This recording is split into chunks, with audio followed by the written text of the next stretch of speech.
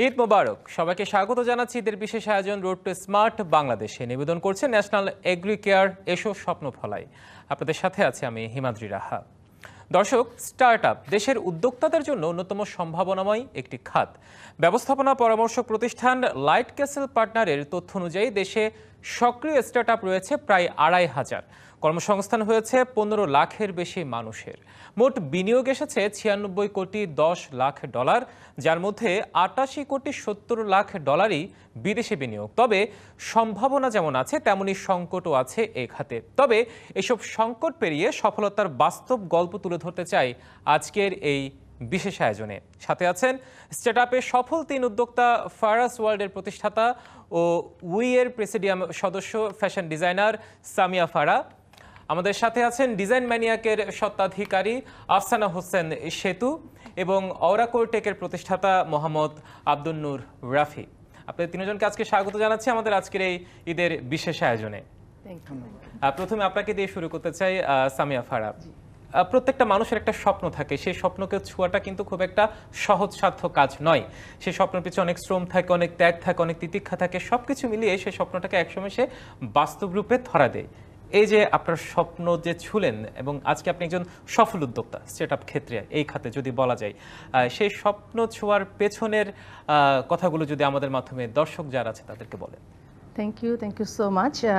স্বপ্ন পুরোপুরি ছুঁতে পেরেছি কিনা এখনো জানি না, চেষ্টা করছি। কিন্তু আমার এই উদ্যোক্তা হয়ে ওঠার গল্পটা আসলে আমি হঠাৎ করি, কারণ এটা কোনো প্ল্যানিংয়ে ছিল না। আমার ফ্যামিলি সবাই মোটামুটি সরকারি চাকরিজীবী ছিলেন, সো আমার ওই পথেই চলার কথা ছিল।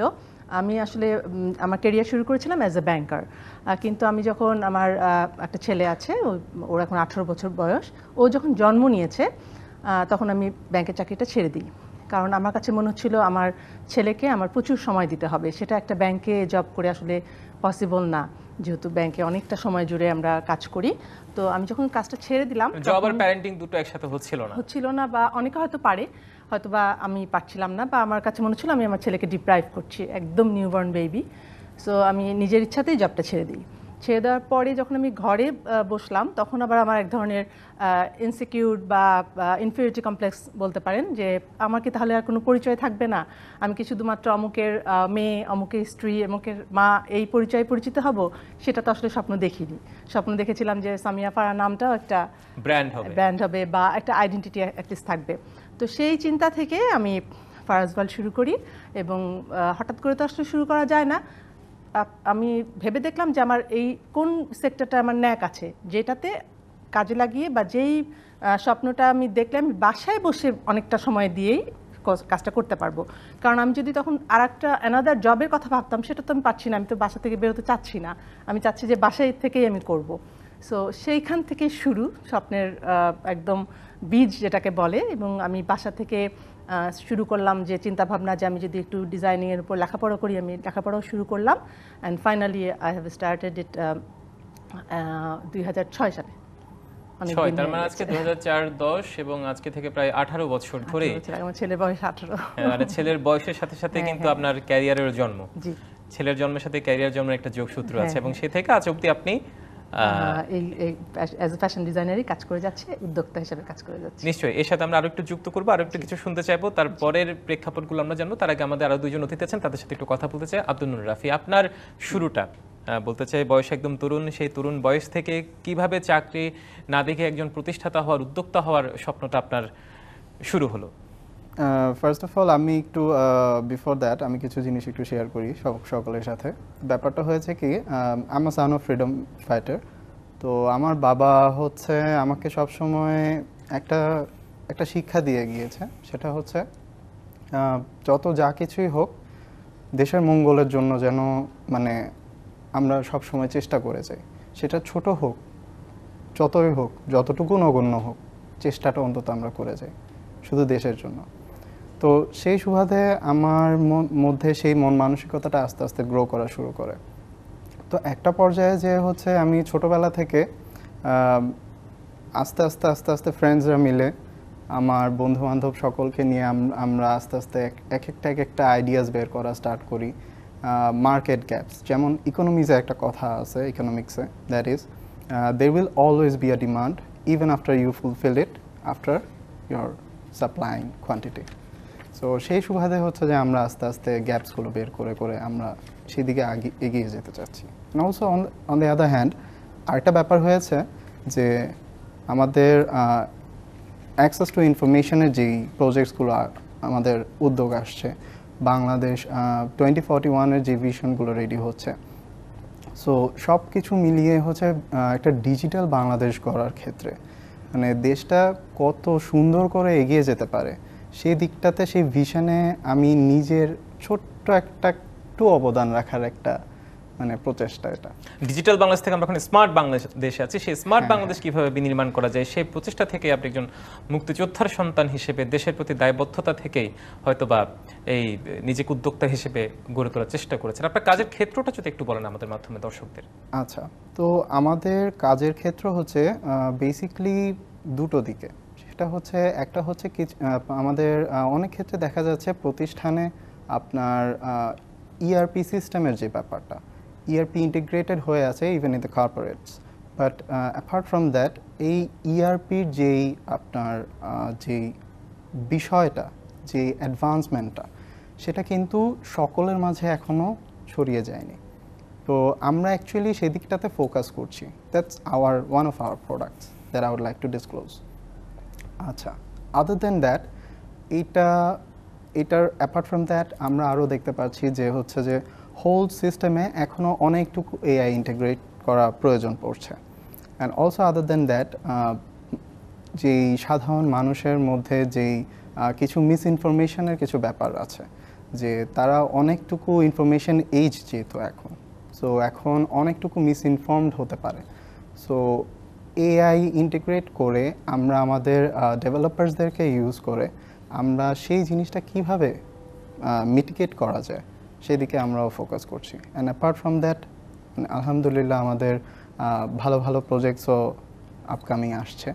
সো সব কিছু মিলিয়ে দ্যাটস আ ভেরি পজিটিভ। বলা যায় একটা সম্ভাবনাময় খাত। আপনি থাকুন আমাদের সাথে। আফসানা হোসেন সেতু, আপনার কাছে যেতে চাই।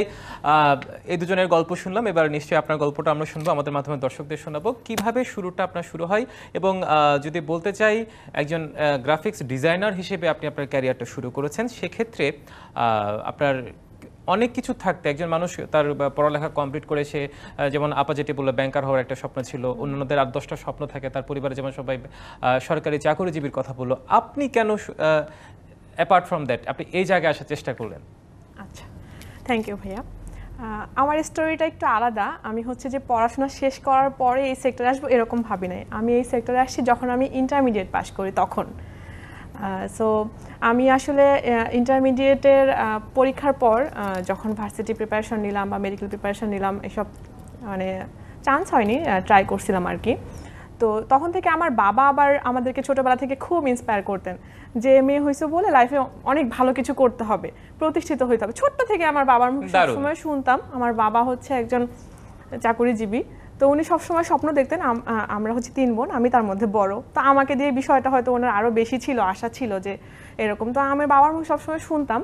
তো আমি ইন্টারমিডিয়েট পাশের পরে আমার বাবারই ইচ্ছায় আসলে আমাকে তখন আমার আব্বুই খুব ইন্সপায়ার করলো যে তখন আমাদের গ্রামে আসলে এটা একটা বিপ্লব চলতেছিল বলা যায়, গ্রাফিক্স ডিজাইন এই রিলেটেড কাজগুলো। সময়টা বলতে কোন সময়?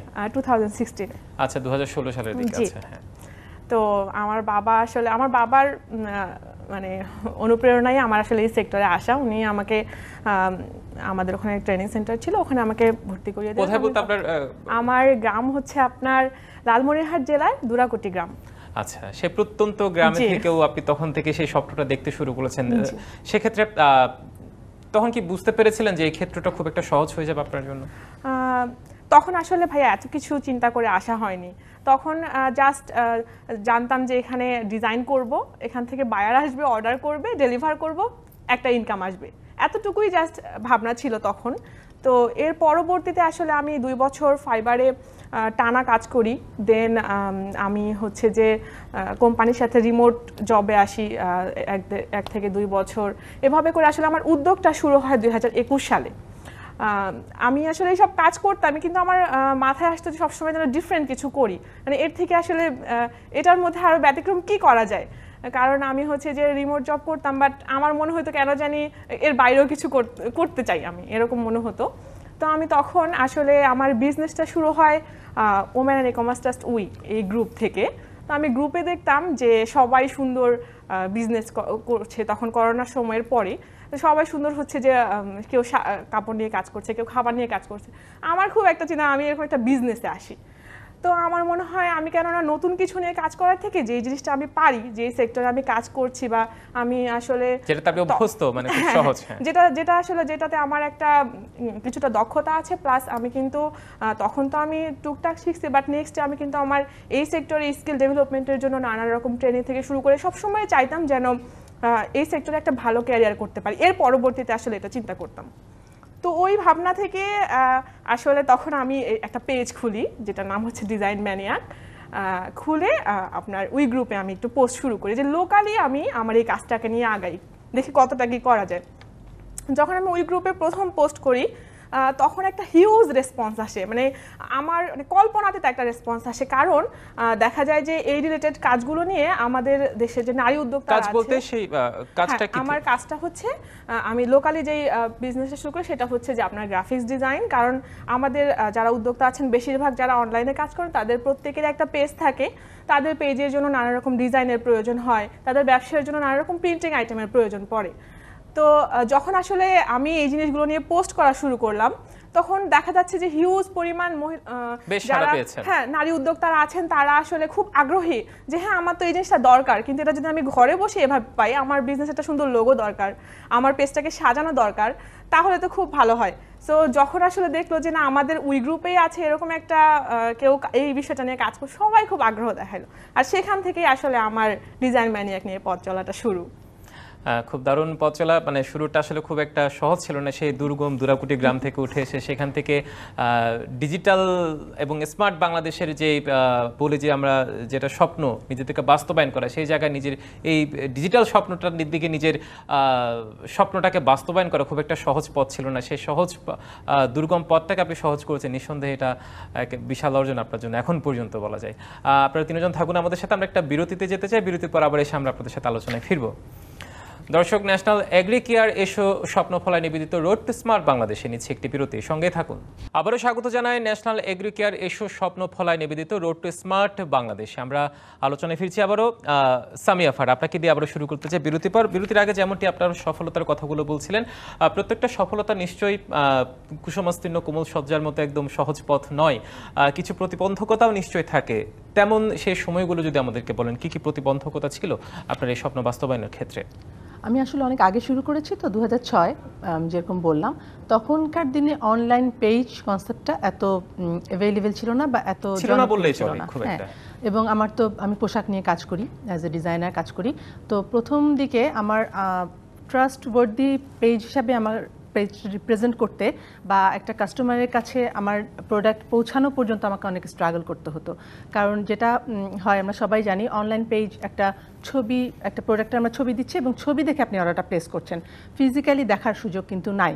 কিন্তু 2006 সালে এটা খুবই একটা আনকমন বিষয় ছিল, কারণ আমরা তখন সবচেয়ে বেশি স্বস্তিবোধ করতাম আমরা বাজারে গিয়ে শপিং করব।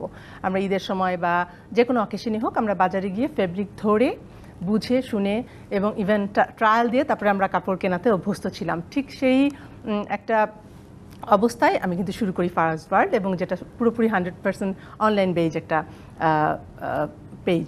তো আমার ফারাজ ওয়ার্ল্ড পেজটার কাজ শুরু হয় 2010 সালে। 2006 থেকে আমি কাজ করছি। তো প্রথম যে প্রতিবন্ধকতা আমি বলবো সেটা হচ্ছে এসেছিল যে একটা মেয়ে বিজনেস করছে, বিশ্বাসের জায়গাটা বোধহয় মানে কাউকে যে আমি বিশ্বাস করাবো, একটা ফিমেল ওনারকে তারা ঠিক স্বীকৃতি দিতে রাজি না কাস্টমার। তো আমার মনে হলো যে আমার এই জায়গাটা জয় করতে হবে, এবং সেভাবেই আমি এগিয়ে গেলাম। একদম ডে 1 থেকে আমার পেজে একটা টার্মস অ্যান্ড কন্ডিশনের মধ্যে একটা কথা লেখা থাকে, সেটা হচ্ছে যে আপনি যদি প্রোডাক্ট হাতে পেয়ে আপনার কোনো কারণে মনে হয় যে যেই প্রোডাক্টটা আমি আপনাকে ছবি দেখিয়েছি সেটা আমি পাঠাইনি, এটা মানে ছবির সাথে যখন ক্রেতা সেটা গ্রহণ করবে মিসম্যাচ হবে, সেক্ষেত্রে তাহলে আপনি সাথে সাথে এটা ফেরত দিতে পারবেন। একদম রিফান্ড পলিসি ছিল ডে 1 থেকে, এবং আমার ধারণা এই একটা পলিসির জন্যই আমার পেজটা খুব দ্রুত কাস্টমারের কাছে জনপ্রিয় হয়ে উঠেছে এবং গ্রহণযোগ্যতা পেয়েছে।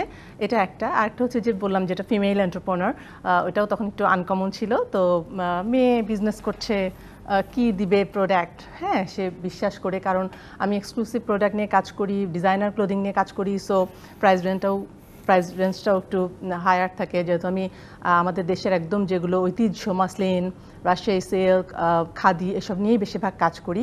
তো আমার এটা চ্যালেঞ্জ ছিল একটা। আরেকটা খুব চ্যালেঞ্জ যেটা আমরা এখনও স্টিল ফেস করি, সেটা হচ্ছে যে পার্শ্ববর্তী দেশের পোশাকের সাথে আমাদের দেশের পোশাকের যে কম্পিটিশনটা। আমরা হুজুগে বাঙালি, আমরা একটু সামহাও আমাদের একটা মাইন্ড সেট আপ আছে যে পাশের দেশের প্রোডাক্টই বোধহয় বেশি ভালো, আমাকে বেশি মানাবে, অনেক বেশি দাম দিয়ে আমরা সেটা কিনতেই বেশি আগ্রহী থাকি।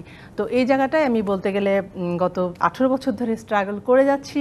এখন অনেক কম করছি, এখন অনেক গ্রহণযোগ্যতা পেয়েছি। আমাদের জামদানি, মাসলিন, রাজশাহী সিল্ক আগের তুলনায় কাস্টমারদের কাছে এখন অনেক বেশি গ্রহণযোগ্যতা পায় এবং তারা অ্যাপ্রিসিয়েট করে যে আমরা সেগুলোতেও এত সুন্দর সুন্দর ডিজাইন তাদের কাছে প্রেজেন্ট করি। আগে এটা অনেক বেশি ছিল। তো ওই সময়টা আমাকে এটা নিয়ে খুব স্ট্রাগল করতে হয়েছে, কিন্তু মাশাআল্লাহ আমি বলবো যে আই এম লাকি যে আমার কাস্টমাররা খুবই কোঅপারেটিভ ছিলেন, লয়াল কাস্টমার আমি কিছু পেয়েছি।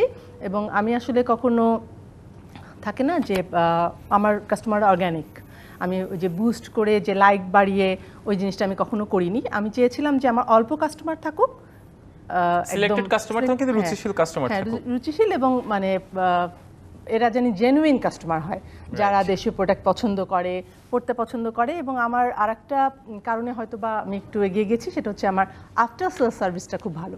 আমি কখনো আপনি আমার কাছে প্রোডাক্ট নিয়েছেন তারপরের দিনই আমি আপনাকে চিনবো না, এটা হবে না। আপনি সেই প্রোডাক্ট নিয়ে আপনি যদি আমাকে 2 বছর পরেও নক করেন যে আমি 2 বছর আগে আপনার কাছ থেকে এই শাড়িটা বা এই পাঞ্জাবিটা নিয়েছিলাম, এটা এরকম একটা সমস্যা হয়েছে, আই উইল অ্যান্সার। আমি চেষ্টা করি কোঅপারেট করতে, কারণ আমি কখনো বলবো না যে 2 বছর পর আপনি এটা কেন আমাকে অ্যান্সার, মানে কেন আমাকে জিজ্ঞেস করছেন, কারণ আসে এরকম অনেক কোয়ারিজ আসে। এবং আরেকটা জিনিস আমি করি যেটা হয়তো বা আমার কাস্টমাররাই আমাকে বলে যে দে আর ভেরি প্লিজড। ইভেন এমনও হয়েছে যে আমার কাছ থেকে একটা শাড়ি নিয়েছে, সেই শাড়ির সাথে সে অ্যাক্সেসরিজ কী পরবে সে ব্যাপারেও আমি অপিনিয়ন দিই ইনবক্সে।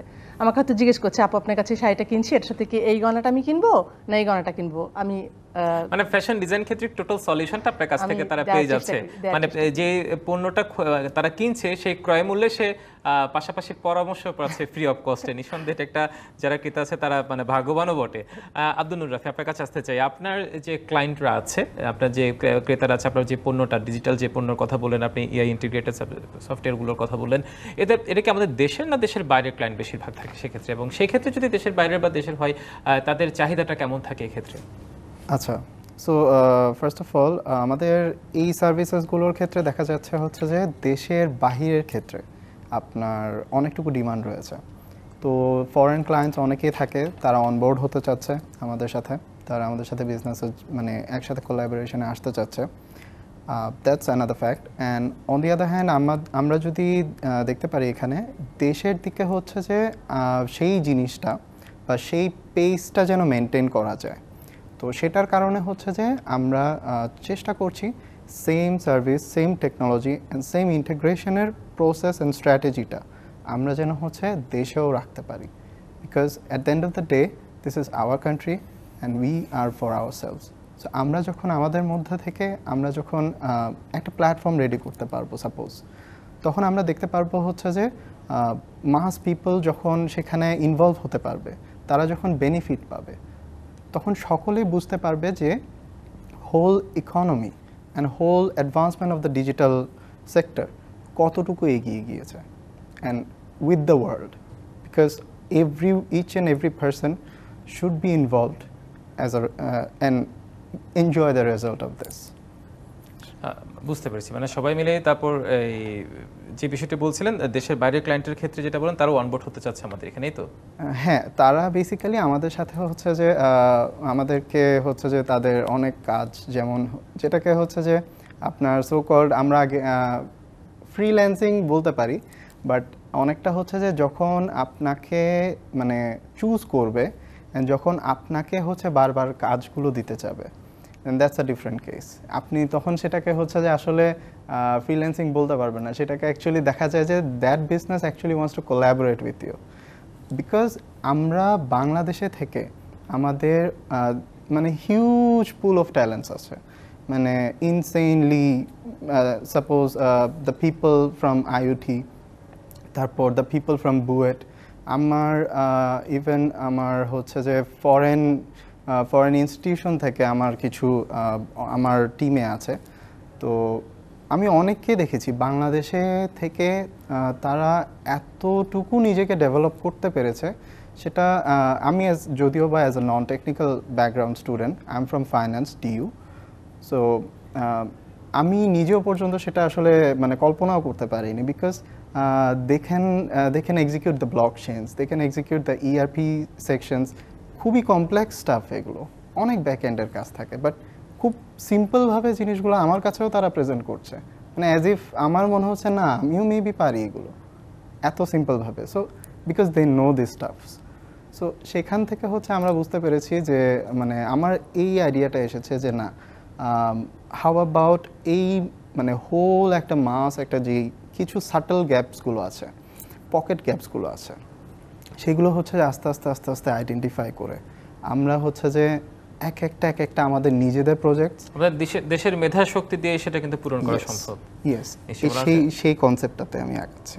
নিশ্চয়ই। আচ্ছা, সেক্ষেত্রে একটু আপনার সাথে যুক্ত করতে চাই, এক্ষেত্রে কোনো সংকটে বা প্রতিবন্ধকতায় পড়তে হচ্ছে কিনা আপনাদের?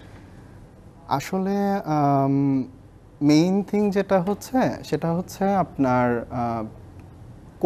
কোর মেইন থিং সেটা হচ্ছে কমিউনিকেশন। আমরা দেশের মানুষ মানে মানে সকলের মাঝে সকলের একটা কমিউনিকেশন বন্ডিং আছে, ঠিক আছে, বাট আমরা যখন বিজনেসের ক্ষেত্রে আসি মাঝে মাঝে আমাদেরকে প্রফেশনালি হ্যান্ডেল করতে হবে কিছু জিনিস, মাঝে মাঝে ক্যাজুয়ালি। এগুলো আসলে বিফোর সেইং দিস থিং আমি একটু বলে নিই, আমার 3টা স্টার্ট আপ ফেল হয়েছিল। 3টা স্টার্ট আপ, আমি ছোটোবেলা থেকে স্টার্ট আপ নিয়ে অনেক চেষ্টা করে আসছি। তো একটা ফেলিয়ার্স আমাকে একটা শিক্ষা দিয়েছে, নতুনভাবে শিখিয়েছে। হ্যাঁ। সো সেখান থেকে আমি আলটিমেটলি আমি একটা ফরেন কোম্পানিতে যখন আমি ডিরেক্ট একজন ফরেন সিইওর মানে সান্নিধ্যে এসে আমি যখন কাজ করতে পেরেছি, তার থেকে আমি একটা জিনিস শিখেছি, that is it's all about the people, it is all about the people. তো সেখান থেকে আমি বুঝতে পেরেছি যে পিপল মেনটেন করতে হলে আমাকে কমিউনিকেশনটা স্ট্রং রাখতে হবে।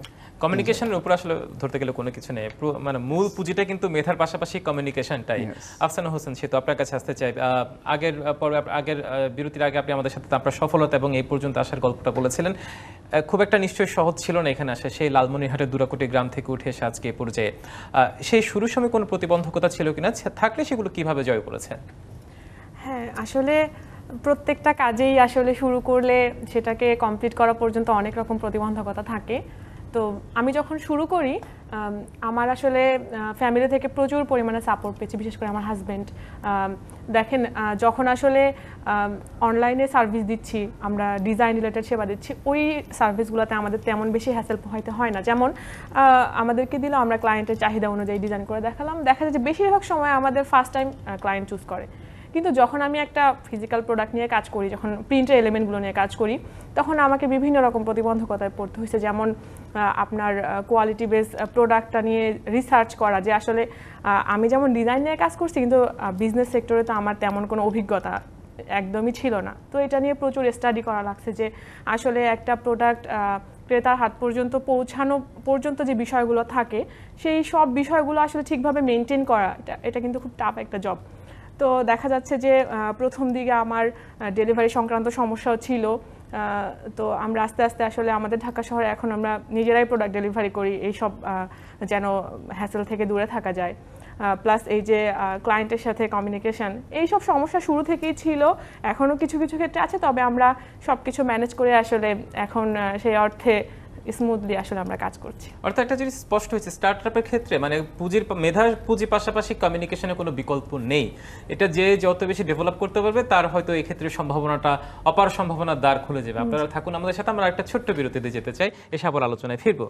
ন্যাশনাল এগ্রি কেয়ার এসো স্বপ্ন ফলায় নিবেদিত রোড টু স্মার্ট বাংলাদেশে নিচ্ছে আরেকটি বিরতি, সঙ্গে থাকুন। স্বাগত জানাই ন্যাশনাল এগ্রি কেয়ার এসো স্বপ্ন ফলায় নিবেদিত রোড টু স্মার্ট বাংলাদেশে। আমরা আবারও ফিরছি আলোচনায়। সামিয়া আফার, আপনাকে দিয়ে আবারও শুরু করতে চাই।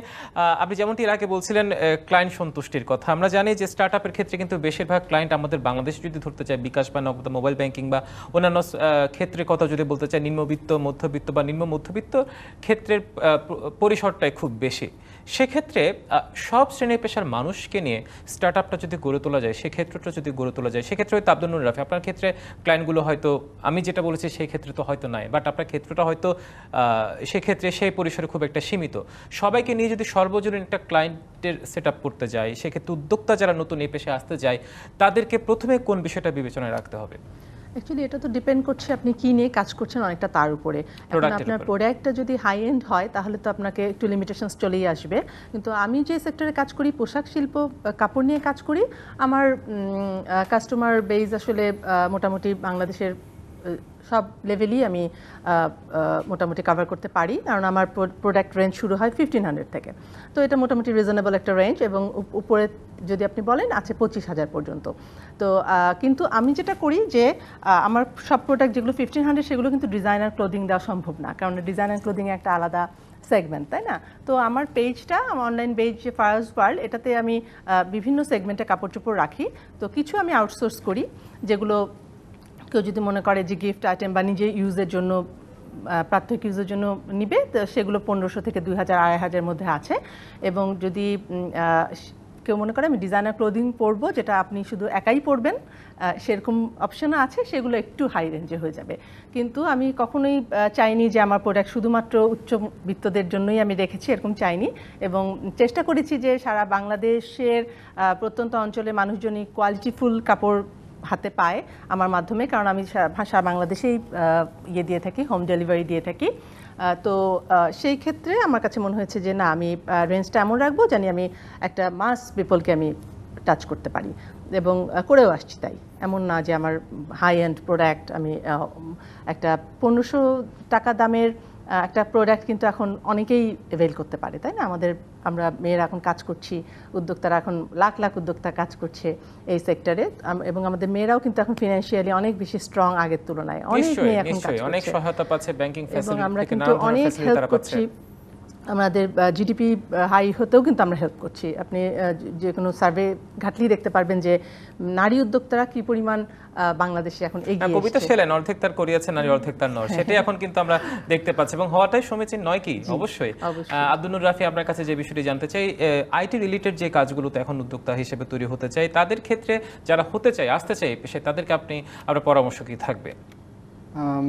অ্যাকচুয়ালি আমি একটু ফার্স্ট অফ অল জেনারেলাইজ কিছু পরামর্শ দিতে চাই। সেটা হচ্ছে অ্যাপার্ট ফ্রম কমিউনিকেশনের যে বিষয়টা আমি বলেছি, সেটা ছাড়া ফার্স্ট অফ অল যে পার্সনটা ইন্টারেস্টেড ফিল করবে ফর আ স্টার্ট আপ, তার ফার্স্টে কিন্তু he or she needs to have a test of failure. সে যদি ফেলিয়ারের টেস্টটা না পায়, সে হচ্ছে যে আরও ড্রিভেন হবে না। বিকজ সে যখন মানে একটা মানুষের ভেতরে আপনার জেদের একটা কাজ করে যখন সে তার প্যাশনের দিকে আগাতে থাকে, but nature doesn't give it that easily. So সেই ক্ষেত্রে সেই জিনিসটা যখন একটা চেজ হয়ে যায়, যখন সে চেজ করতে থাকে, তখন দেখা যায় কি খুব ইন্টারেস্টিং ফ্যাক্ট ইজ সে নিজে নিজে ফেলিয়ার্স থেকে শিখতে শিখতে সে আস্তে আস্তে সবগুলা গ্যাপ সে বুঝে যায়, অ্যান্ড দেন সে খুব সুন্দরভাবে স্মুথলি এগিয়ে যায়। At the end of the day, when he or she will reach the peak, যে স্যাটিসফ্যাক্টরি একটা সলিউশন, যে রেজাল্ট সে হচ্ছে চোখের সামনে দেখতে পারবে, সেটা হচ্ছে আনইম্যাজিনেবল থাকে অ্যাজ অলওয়েজ। সো আমি আমার first and foremost and main suggestion যেটা থাকবে যে have a test of failure, because it will make you grow. এছাড়া কোথাও প্রশিক্ষণ নেওয়ার সুযোগ আছে কিনা বা এই ধরনের কোনো বিষয়ে? আচ্ছা, সো প্রশিক্ষণের ব্যাপারটা হচ্ছে হার্ভার্ডের যে ব্যাপার, আপনার Harvard has open there education of the course of CSC as far as I know, Harvard, MIT, and also আপনার আদার দেন দ্যাট আপনার কিছু স্পেশালাইজড কিছু হচ্ছে আপনার কোর্সেস আছে, যেরকম হচ্ছে অনলাইন প্ল্যাটফর্মসে, যেমন আমি একটু বলতে চাই ইউডেমি অ্যান্ড হচ্ছে যে কোর্সেরা। তো তো এগুলো ছাড়াও অ্যালিসন এরকম অনেক যারা করতে চায় তারা places বিভিন্ন আছে। অনলাইন প্ল্যাটফর্ম থেকে বিষয়গুলো জেনে বিষয়গুলো তারা এই জেনে পেশায় নিতে আসতে পারে, কিন্তু সবচেয়ে বড় কথা হচ্ছে তাকে ধৈর্য এবং একাগ্রতার সাথে এই জায়গায় আসতে হবে। আফসানা হোসেন সেতু, আপনার কাছে আসতে চাই যে আপনি যে পেশায় আছেন সেই পেশায় যদি মানে আপনার ক্ষেত্রে যেটা গ্রাফিক্স ডিজাইনের ক্ষেত্রে যেটা বলি সেই জায়গায় যদি আপনাকে দেখে কোনো নারী উদ্বুদ্ধ হতে চায়, নারী উদ্যোক্তা তৈরি হতে চায়, সেই লালমনিরহাটের দুরাকুটি গ্রামের মতো বাংলাদেশের যে প্রত্যন্ত গ্রামগুলো আছে যেখানে পিছিয়ে পড়া অনেক নারী এখন আছে, তাদের উদ্দেশ্যে আপনি কি বলবেন, কিভাবে পেশায় উদ্যোক্তা তারা তৈরি হতে চায় বা পারবে? এখন কিন্তু এই বিষয়টা অনেক বেশি আপনি দেখবেন যে এখন কিন্তু কাজ করছে প্রত্যন্ত গ্রামেও, আমার গ্রামেও এখন অনেক মেয়েরা কাজ করছে। আমি যখন শুরু করি তখন হয়তো হাতে গোনা 2 থেকে 1 জন আমি সহ এরকম ছিল, বাট এখন আমি গেলে দেখি যে বলতে পারেন আমাদের ঘরে ঘরে এরকম মেয়েরা বা ছেলেরা যারা পড়াশোনা করছে পাশাপাশি আর্নিং করছে বা ফ্যামিলির জন্য কিছু করতে পারতেছে। তো ফ্রিল্যান্সিং বলেন আর উদ্যোক্তা হওয়া বলেন, আমার মতো এই সেক্টরে যারা নারীরা আসতে চায়, আমার মনে হয় আমার মতো এই সেক্টরে আসলে মেয়েদের আসা অনেক বেশি দরকার। এখন আসলে ওইভাবে আসে না বা হয়তো জানা নেই বা এই ব্যাপারগুলো হয়তো ওইভাবে এখন স্পিড হয় নাই, তবে এটা কিন্তু খুব ভালো একটা বা সুযোগ, একটা অনেক বড় সুযোগ মেয়েরা যদি এই কাজটা করে। আপনার ধরেন ঘরে বসে একটা সুন্দর বিজনেস পরিচালনা কিন্তু করা যায়। আপনার ব্যবসার অনেক খাত আছে, তবে এই খাতটা কিন্তু সব থেকে বেশি আপনার একটা ডিভাইস থাকলে আপনি যে কোনো প্রান্তে গিয়ে আপনার ব্যবসার কাজ পরিচালনা করতে পারবেন। হ্যাঁ, আমি যেখানে যাই আমি কিন্তু আমার কাজ পরিচালনা করতে পারি বা আমার ব্যবসা, আমার যদি সেটা ফিজিক্যাল প্রোডাক্ট না হয়, শুধু আমি ডিজাইন নিয়ে যখন কাজ করি, দেখেন আমার লোকাল ক্লায়েন্ট বলেন আমি দেশের 64 জেলার মধ্যে আমাদের প্রোডাক্ট 35+ জেলাতে গেছে, প্রিন্টের প্রোডাক্ট এবং ডিজাইনের প্রোডাক্ট। আলহামদুলিল্লাহ আমাদের সব রকম প্রত্যন্ত অঞ্চলে যে নারী উদ্যোক্তারা কাজ করে, বিশেষ করে আমরা কাজ করি আসলে নারী উদ্যোক্তাদের সাথে, তারা কিন্তু আমাদের কাছ থেকে এই জিনিসগুলো অর্ডার করে। তাদের পেজ নিয়ে যখন একটা মানে বিজনেসের একটা মানে শুরুই হয় এখন বেসিক্যালি যারা আসলে অনলাইন বিজনেস করে তাদের শুরুটাই হয় আসলে পেজ দিয়ে। তো পেজের সব রকমের সার্ভিস তারা নেওয়ার জন্য আমাদের কাছে না করে, তো তারা যখন নিজেরাই এই কাজগুলো শিখবে বা একটু দক্ষতা থাকবে করতে পারবে, তখন কিন্তু এই ব্যাপারটা আরও বেশি আগ্রহী হবে তারা যে এই সেক্টরে আসা। তো এই কাজটা আসলে অনেক সহজ হয়ে যাবে তখন যদি কেউ আসতে চায়। আর আয়ের খাতটাও কেমন, যদি আমাদের মাধ্যমে একটু বলে দেন দর্শকদের যারা আগ্রহী। এখানে আসলে কাজ করলে এখানে আয়ের আসলে কি বলবো অপার সম্ভাবনা, এখানে আসলে কোনো লিমিট নাই যে আপনি কীরকম আয় করতে পারবেন। আপনার মেধা খাটায় আপনি পরিশ্রম দিয়ে আসলে এখান থেকে মানে অসম্ভব রকমের এখানে সুবিধা আছে, যদি আপনি কাজ করতে পারেন, চালা যেতে পারেন, এখানে আসলে কোনো লিমিট নাই এই কাজের ক্ষেত্রে। নিশ্চয়ই, অর্থাৎ মানে জেনে বুঝে যারা উদ্যোক্তা হতে চায়, আসলে প্রধানমন্ত্রী একটা কথা বলেছেন যে চাকরির পিছনে না ছুটে উদ্যোক্তা হওয়া তৈরি চেষ্টা করতে বলছে, এবং এটার আমি যেটা এতক্ষণ আপনাদের সাথে আলোচনায় যেটা বুঝলাম বা আমাদের টিভি সেটের সামনে যে দর্শকরা আছে যারা উদ্যোক্তা হতে চায় তারা নিশ্চয়ই বুঝতে পারছে আসলে যাদের মেধা আছে, যাদের একটু ইচ্ছা আছে মানে তথাকথিত চাকরির পিছনে না ছুটে নিজেকে উদ্যোক্তা হিসেবে গড়ে তুলবে, নিশ্চয়ই আপনাদের তিনজনের যে বাস্তব জীবনের উঠে আসা গল্প আজকে আছে আমাদের টিভি সেটের সামনে যে দর্শকরা আছে শুনেছেন, তারা একটু হলেও নিশ্চয়ই ইন্সপায়ার হবেন এবং নিজেকে উদ্যোক্তা হিসেবে তৈরি করার চেষ্টা করবেন। এবং আমরা চাই এরকম সফলতা গল্প আমাদের বাংলাদেশের এই লালমনিরহাটের দুরাকুটি গ্রামগুলো বা রাজধানী ঢাকা শহরের কথাই বলি, প্রত্যেকটা প্রত্যন্ত অঞ্চল, প্রত্যেকটা প্রান্তে যেন টেকনাফ থেকে তেঁতুলে এরকম উদ্যোক্তা গড়ে তোলে, তবে হয়তো আমাদের সেই স্বপ্নের রুট টু স্মার্ট বাংলাদেশের যে কথাটা বলছি সেটা শতভাগ বাস্তবায়ন হবে। দর্শক, ন্যাশনাল এগ্রি কেয়ার এসো স্বপ্ন ফলাই নিবেদিত রোড টু স্মার্ট বাংলাদেশ এই ছিল আজকের আয়োজনে। ঈদ মোবারক, সবাই ভালো থাকুন, সুস্থ থাকুক, ঈদের দিনগুলো সবার আনন্দে কাটুক। থাকুন ডিবিসির সাথে।